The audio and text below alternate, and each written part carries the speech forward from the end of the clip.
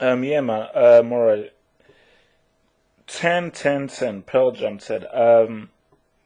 Because this is actually an album I actually even forgot to even mention. Because I mean, because I saw it when Prodigy put it in the whole classic albums thing. 10 is you see the thing about 10, and most especially the thing about Eddie Vedder, which is obviously the singer, was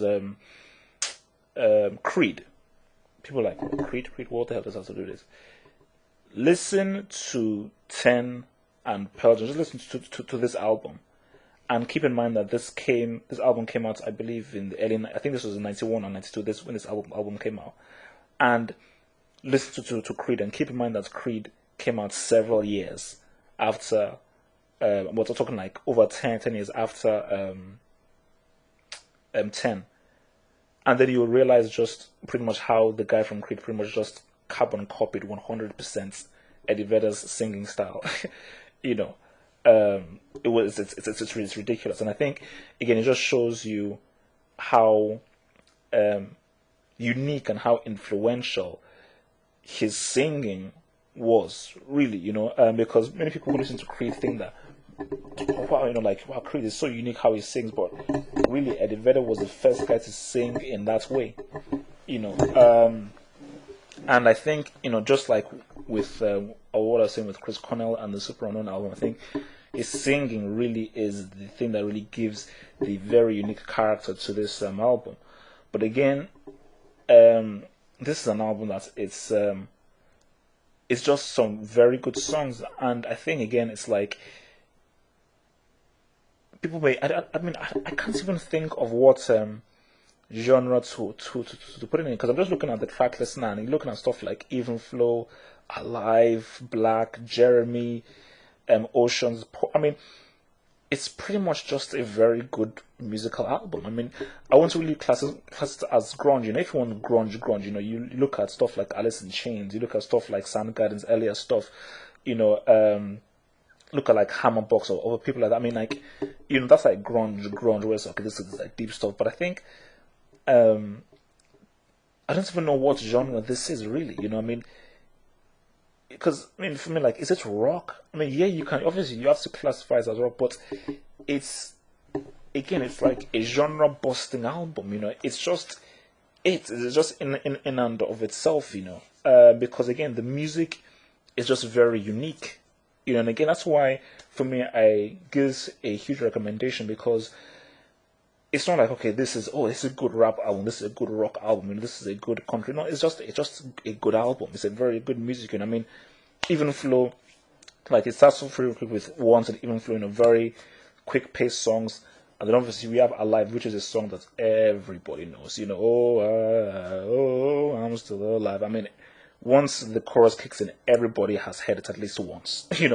It's a fact. And obviously stuff like Why Go Black, again, Black, very very good song. It's slow, but it's steady and going. And for me, like, again, Jeremy, man, again, for probably one of the best tracks, probably the best track on the album.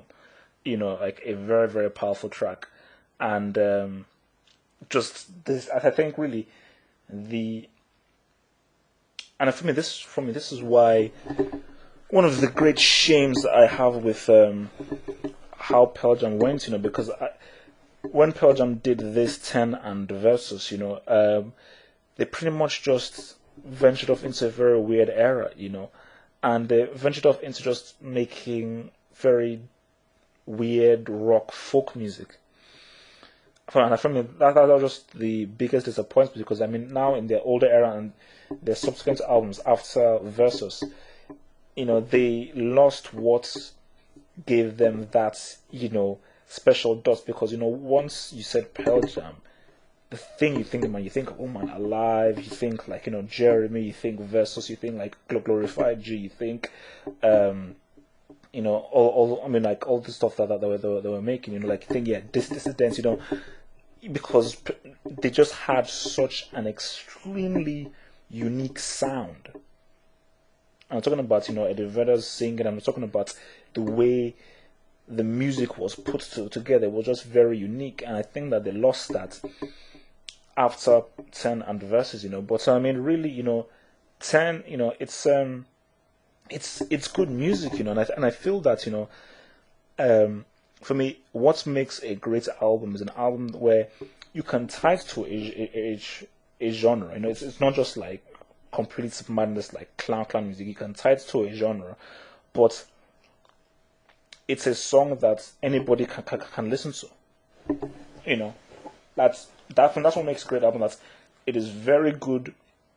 It's very good for whatever genre it's working with. It's very creative and the music is good, but it's also a song that anybody. I mean, like, I'd find it hard for anybody who wouldn't enjoy listening to something like Alive. Like, it's just an extremely accessible track. It's just a very good song. Like, it's a very slow, relaxing kind of song, and it's just once the chorus just hits, and even through the verses, just the way it's done, it just has an extremely nice flow to it. Extremely nice flow.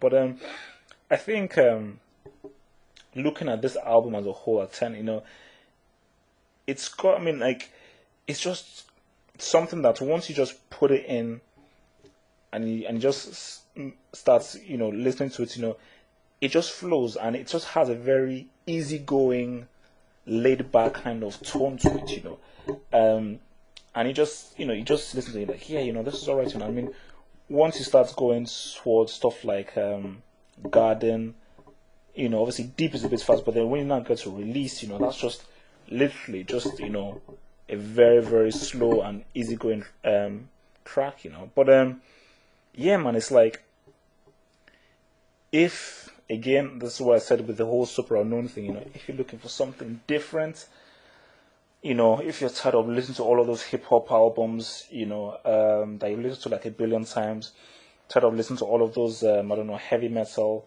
albums, I mean, seriously pick up 10, you can probably like view it through, listen to a few of the tracks on YouTube, but I'll definitely recommend you to cop that CD, man, because 10 is, no, 10 is a very, very special, is a very, very good album,